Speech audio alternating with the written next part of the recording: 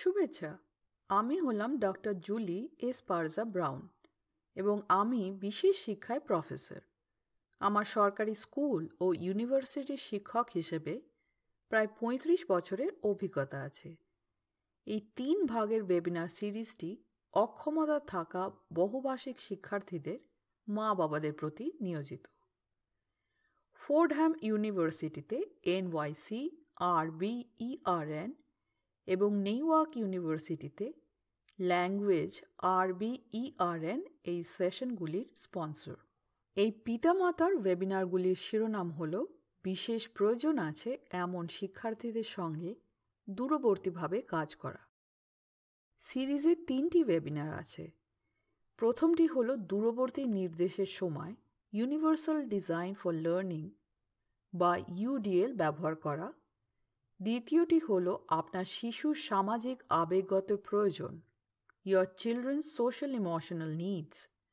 সিরিজের শেষটি হল আপনার শিশুদের সাথে পড়া, Reading with Your Children। আমরা আশা করি যে আপনি ৩টি সবগুলো দেখবেন। আপনি দূরবর্তী শিক্ষার সময় আপনার শিশুর সামাজিক আবেগগত প্রয়োজনগুলিকে যেসব উপায়ে সহায়তা করতে পারেন সেগুলো আজ আমি আপনাদের জানাবো। আপনার শিশু যদি ইংরেজি শেখার প্রক্রিয়া থাকে এবং তার বিশেষ শিক্ষামূলক প্রয়োজন থাকে যা তাকে বিশেষ শিক্ষা পরিষেবা পাওয়ার জন্য যোগ্য করে তোলে, তাহলে দূরবর্তী শিক্ষালাভ কঠিন হতে পারে।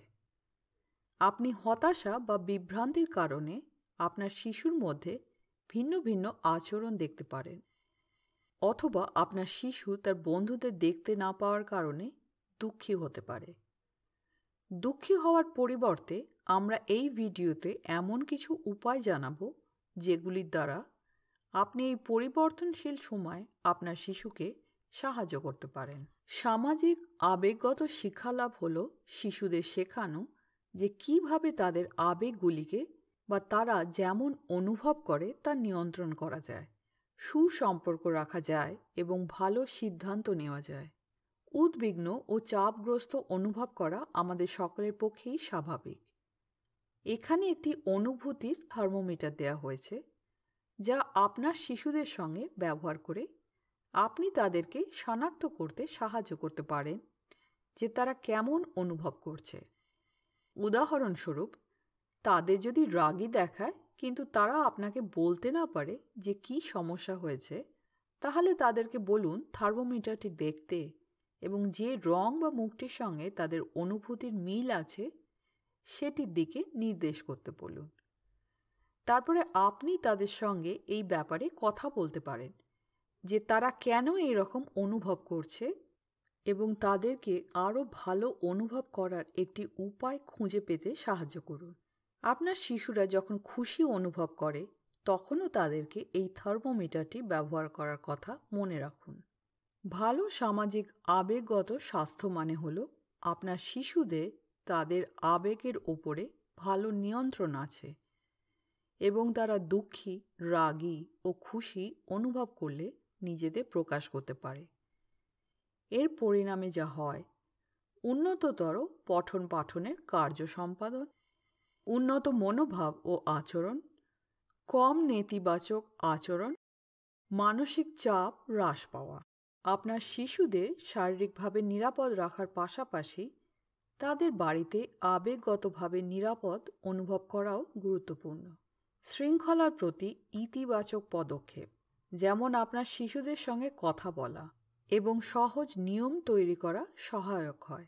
উদাহরণস্বরূপ, তাদেরকে 15 মিনিটের জন্য তাদের কাজ করতে দিন এবং তারপরে তাদেরকে শেখার জন্য উদ্দীপ্ত রাখতে তারা একটা বিরতির পুরস্কার পায়।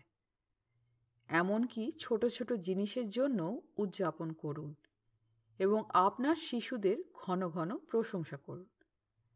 পরিবারের সকল সদস্যের একে অন্যের প্রতি সম্মানপূর্ণ আচরণ করার আদর্শ স্থাপন করুন। ভালো শ্রোতা হয়ে উঠুন। আপনার শিশুকে আপনাকে বলতে বলুন যে তাদের কাজে কোথায় অসুবিধে হচ্ছে এবং হয় আপনি নিজেই তাকে সাহায্য করুন, একটি বাডি সিস্টেম তৈরি করুন, অথবা তার শিক্ষকের সঙ্গে যোগাযোগ করুন। একজন সক্রিয় শ্রোতা হয়ে উঠুন। কিভাবে শোনা উচিত নয় এবং আপনার শিশুদের সঙ্গে কিভাবে শোনা উচিত নয় সেই বিষয়ে আমরা পরের স্লাইডগুলিতে আপনাকে দুটি গল্প বলবো। গল্প 1। মেয়ে দুঃখে শোনায়, আমি আজ কম্পিউটার চালু করতে আর আমার স্কুলের কাজ করতে চাই না। এটা একঘেয়ে। মা অধৈর্যভাবে বলেছিলেন, তোমাকে অবশ্যই স্কুলের কাজ করতে আগ্রহী হতে হবে, তা না হলে তুমি নতুন কিছুই শিখবে না। অঙ্ক করার জন্য তোমার শিক্ষক আরও কিছু বন্ধুর সঙ্গে তোমার একটা ভিডিও সেশন আছে। তুমি অঙ্ক পছন্দ করো? মেয়ে না, আমি করি না। তাছাড়া আমরা শুধুই আরও বেশি গুণ করছি আর আমি ইতিমধ্যেই আমার তথ্য জানি। মা তুমি স্কুল আর তোমার ভিডিও লেসনগুলোকে পছন্দ করতে শিখলেই ভালো। তোমার কোনো বিকল্প নেই, তোমাকে স্কুলের কাজ করতেই হবে। সবাইকে এমন কিছু কাজ করতে হয় যা তারা করতে চায় না, আর তুমি কোনোভাবেই আলাদা নও। মেয়ে বিষণ্ণ হয়ে চলে যায়, আমি কম্পিউটারে স্কুলের কাজ করতে ঘেন্না করি আর আমি অঙ্ককেও ঘেন্না করি। এই পরিস্থিতিতে মাকে বিরক্ত, রাগী ও অধৈর্য মনে হয়েছিল এবং তিনি এটা শুনতে চাননি যে তার মেয়ে স্কুলের কাজ পছন্দ করে না। মেয়ে মনে করেছিল যে তার মা তার কথা শুনছিলেন না। এটা সক্রিয় শ্রোতা হওয়ার উদাহরণ নয়। এই ক্ষেত্রে মেয়েটি সম্ভবত এরপরে আর সহায়তার জন্য তার মায়ের কাছে যাবে না। গল্প 2। মেয়ে দুঃখী শোনায়, আমি আজ কম্পিউটার চালু করতে আর আমার স্কুলের কাজ করতে চাই না। এটা একঘেয়ে। মা তুমি বাড়িতে কম্পিউটারে তোমার স্কুলের কাজ করছো না কারণ এটা তোমার কাছে আগ্রহজনক নয়। মেয়ে হ্যাঁ, এটা কেউ পছন্দ করে না। আর শিক্ষক যখন কম্পিউটারে কথা বলেন অথবা তিনি যখন আমাদের বলেন কি করতে হবে, তখন আমার গ্রুপের অন্য বাচ্চারা শোনে না। মা অন্য বাচ্চারা সঠিক আচরণ করে না, এটা তোমাকে বিব্রত করে। মেয়ে তারা আমার সঙ্গে এবং অন্য কিছু বাচ্চার সঙ্গে নীচ আচরণ করে। শিক্ষক কম্পিউটার থেকে দূরে সরে গেলে তারা আমাকে গালাগালি দেয়। আমি এটা ঘৃণা করি। আর শিক্ষক এটা জানেনও না যে কি চলছে। তিনি খুবই একঘেয়ে। মা তুমি তোমার গ্রুপের অন্য বাচ্চাদের ব্যাপারে সত্যি মর্মাহত, আর তোমার শিক্ষক এই ব্যাপারে কিছু না করায় এত বেশি হতাশ অনুভব করো। তুমি আশা করো শিক্ষক জানবেন যে তার গ্রুপে কি ঘটছে। মেয়ে হ্যাঁ, আমি তাকে জানাতে চাই যে অন্য বাচ্চারা কি করছে, যা আমাকে শিখতে বাধা দিচ্ছে। মেয়ে কেমন অনুভব করে? এই মা রেগে যাননি এবং তিনি সমাধানের সাথে ঝাঁপিয়ে পড়েননি। তিনি বিচার না করে শুনেছিলেন এবং তার মেয়েকে জানিয়েছিলেন যে তিনি তার কথা শুনছিলেন। তার মেয়ে অনুভব করেছিল যে মা তার কথা শুনছিলেন এবং পরিস্থিতি সম্বন্ধে আরও বিবরণ দিয়েছিলেন। এটি হলো সক্রিয়ভাবে শোনার একটি উদাহরণ। ফলস্বরূপ মেয়েটি ক্লাসরুমের পরিস্থিতি সম্বন্ধে আরও বেশি বিশদে কথা বলতে সক্ষম হয়েছিল এবং তারপরে এই ব্যাপারে কিছু করার একটি পরিকল্পনা তৈরি করতে পেরেছিল। সে সম্ভবত পরামর্শের জন্য তার মায়ের কাছে যেতে থাকবে। আপনার শিশুদের কম উদ্বিগ্ন অনুভব করতে সাহায্য করার আরেকটি উপায় হল একটি দৈনন্দিন সময়সূচি মেনে চলা। স্বাভাবিকতার একটা বোধ বজায় রাখা শিশুদের জন্য গুরুত্বপূর্ণ। উদাহরণস্বরূপ স্কুলের কাজ, বিরতি ও শারীরিক কার্যকলাপের জন্য সুনির্দিষ্ট সময় রাখুন এবং নিয়মিত শুতে যাওয়ার সময়, ঘুম থেকে ওঠার সময় ও খাওয়ার সময় রাখুন। একসাথে কার্যকলাপগুলি উপভোগ করুন। মা বাবা কাজ করা, খাবারের যত্ন নেওয়া এবং সংসার চালানোর সময় পারিবারিক জীবন ব্যস্ত থাকলেও আপনার শিশুদের সঙ্গে আনন্দ করা গুরুত্বপূর্ণ। আপনারা তাস খেলতে পারেন, প্রিয় গানের তালে নাচতে পারেন, পরিবারের ছবি দেখতে পারেন, পরিবারের গল্প বলতে পারেন, অডিও বুক শুনতে পারেন বা মুভি দেখতে পারেন। একসাথে মজা করার জন্য সময় দিন। দূরবর্তী শিক্ষালাভের এই সময় শিশুরা তাদের বন্ধুদের সঙ্গে সংযুক্ত থাকতে চায়। ফোনে ভিডিও চ্যাট বা ফেস টাইম চ্যাটের আয়োজন করতে চেষ্টা করুন। প্রয়োজন হলে তাদের সহপাঠীদের সঙ্গে সংযোগ স্থাপন করার জন্য তাদের শিক্ষককে বলুন আপনাকে সাহায্য করতে। তারা এমনকি একজন বন্ধুকে চিঠিও পাঠাতে পারে। শিশুরা যেমন অনুভব করছে তা বলতে সব শিশুদেরই অসুবিধে হতে পারে। তারা আপনাকে শারীরিক সংকেত দেখাতে পারে। উদাহরণস্বরূপ, প্রি স্কুলের শিশুরা আবারও বুড়ো আঙুল চোষা শুরু করতে পারে, বিছানা ভিজিয়ে ফেলতে পারে, কম খেতে পারে বা পেটে ব্যথা হতে পারে এবং বড় শিক্ষার্থীরা খিটখিটে আক্রমণাত্মক হতে পারে, আঁকড়ে ধরে থাকতে পারে, দুঃস্বপ্ন দেখতে পারে, মাথা যন্ত্রণা হতে পারে বা খুব বেশি শান্ত হয়ে যেতে পারে। আপনি যদি তাদের আচরণে পরিবর্তন লক্ষ্য করেন, তাহলে তাদের জড়িয়ে ধরুন, তাদের সঙ্গে কথা বলুন, একসাথে হাঁটুন বা গভীর শ্বাস নেওয়ার ব্যায়াম করুন।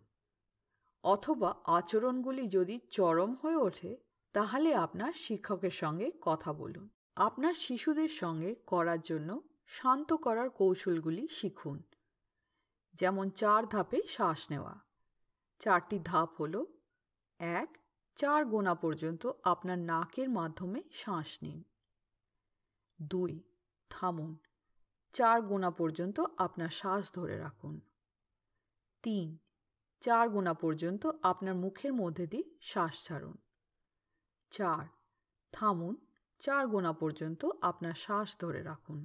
ছোট শিশুদের ক্ষেত্রে খুব ধীরে ধীরে একটি বাবল ওয়ান্ডের মধ্যে দিয়ে ফু দেওয়ার মতো করে একসাথে বড় বুদবুদ ফোলানো অভ্যাস করার মাধ্যমে তাদেরকে শান্ত হতে শিখতে সাহায্য করুন। ধীরে ধীরে একটা গভীর শ্বাস নিন। 1 সেকেন্ডের জন্য শ্বাস ধরে রাখুন, তারপর ধীরে ধীরে প্রিন্টেড বাবল ফোলান। আপনার শিশুদের তাদের আবেগগুলি প্রকাশ করার জন্য ভাষা ব্যবহার করতে শেখান। ছোট শিশুদের ক্ষেত্রে তাদেরকে এই বাক্যের ফ্রেমটি ব্যবহার করতে সাহায্য করুন। আমি শূন্যস্থান অনুভব করি কারণ শূন্যস্থান। বেশিরভাগ শিশু স্কুলে বাক্যের ফ্রেম ব্যবহার করেছে এবং তারা যখন লাইনটি দেখে তখন শিক্ষকরা প্রায়ই হুম বা খালি বলেন। শিশুরা যখন খুশি থাকে তখনও এই বাক্যের ফ্রেমটি ব্যবহার করার অভ্যেস করার কথা মনে রাখুন। উদাহরণস্বরূপ, আপনি বলতে পারেন, তোমাকে দেখে মনে হয় যে তুমি এই মুহূর্তে সত্যি গর্বিত অনুভব করছো, কারণ তুমি তোমার বোনকে তার জুতো বাঁধতে সাহায্য করেছিলে। তুমি কেমন অনুভব করছো সেটা বলার অভ্যেস করা যাক। আমি খুশি অনুভব করছি কারণ আমি আমার বোনকে সাহায্য করেছিলাম। বড় শিশুদের ক্ষেত্রে তাদেরকে এই বাক্য সূচনাকারীগুলি ব্যবহার করতে সাহায্য করুন। আমি কোনো পরীক্ষায় যতটা ভালো ফল করতে চাই ততটা যদি না করি তাহলেও ঠিক আছে কারণ শূন্যস্থান। আমি যখন কোনো কিছুর বিষয়ে মর্মাহত বোধ করি তখন আমি শূন্যস্থান করব। আমাকে এখনই আমার গেম খেলা বন্ধ করতে হবে। এটা ঠিক আছে কারণ শূন্যস্থান।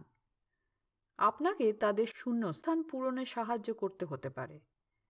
উদাহরণস্বরূপ, প্রথমটিতে আমি কোনো পরীক্ষায় যতটা ভালো ফল করতে চাই ততটা যদি না করি তাহলেও ঠিক আছে কারণ শূন্যস্থান। তাদেরকে একটা উত্তর গঠন করতে আপনাকে সাহায্য করতে হতে পারে। যেমন, আমি পরীক্ষাটি আবারও নেওয়ার জন্য অনুরোধ করতে পারি, অথবা আমি পরবর্তী পরীক্ষার জন্য আরও বেশি পড়াশুনো করতে পারি। মনে রাখবেন, নতুন কিছু শিখতে অনুশীলন প্রয়োজন হয়। এই ওয়েবিনারে জানানো কৌশলগুলি আপনার পরিবারের জন্য অনুশীলন করার জন্য সময় দিন। আপনার আবেগগুলি যথাযথভাবে প্রকাশ করতে শেখা, পড়তে শেখা বা অঙ্ক শেখার মতো একই রকম গুরুত্বপূর্ণ, কিন্তু আপনার পরিবার এটা যোগ্য।